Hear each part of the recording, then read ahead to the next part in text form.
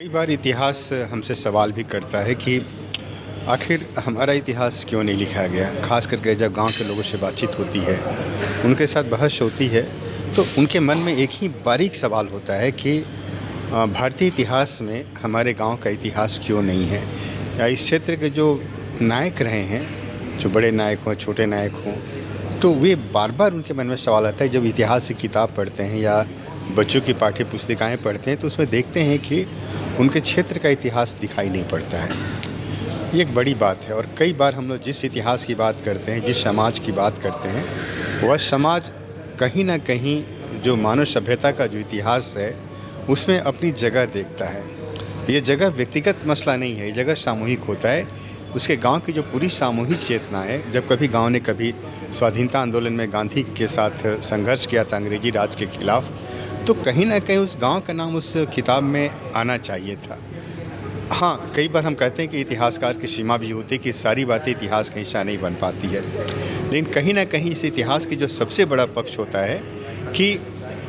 अगर हमारे इतिहासकारों की पहली पीढ़ी ने यह काम नहीं किया है, तो कम से कम दूसरी पीढ़ी, तीसरी पीढ़ी, चौथी पीढ़ी और कम से कम आज की पाँचवीं पीढ़ी को यह इतिहास ज़रूर लिखना चाहिए था, जो कहीं न कहीं हमसे छूट गया है। तो कहीं न कहीं क्रिएटिव हिस्ट्री मेरा गाँव मेरा इतिहास कार्यक्रम के ज़रिए ग्रामीण बुद्धिजीवियों के साथ मिल कर के भारतीय गाँव के इतिहास पर काम करती है और एक तरह से गाँव वालों की निगाह में, ग्रामीण बुद्धिजीवी की निगाह में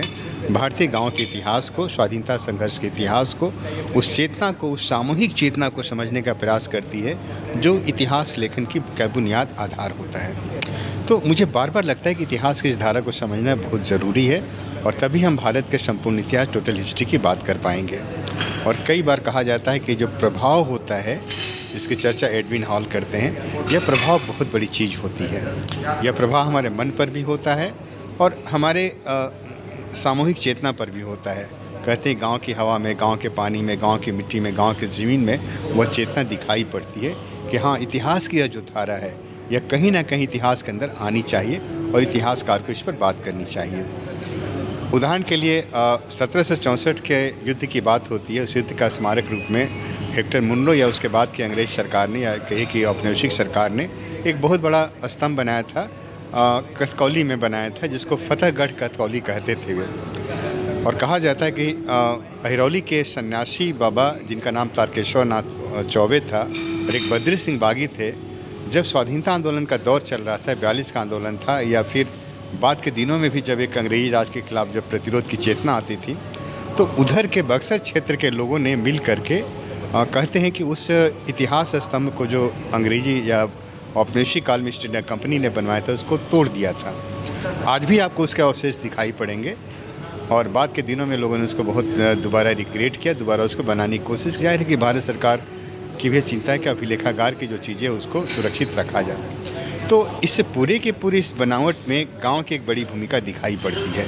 गांव के समाज की दिखाई पड़ती है, गांव के बुद्धिजीवी की दिखाई पड़ती है कि वहाँ के लोगों के स्मृति में ये सारी घटनाएं दर्ज हैं।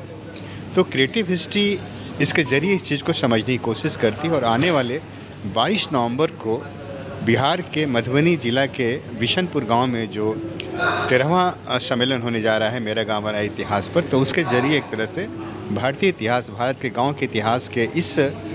पक्ष पर, इस गतिशीलता को समझने की कोशिश की जाएगी, खास करके गांव के बुद्धिजीवियों के साथ बैठ करके, उनके साथ बातचीत करके और उनके नज़रिए को भी देखने की कोशिश होगी।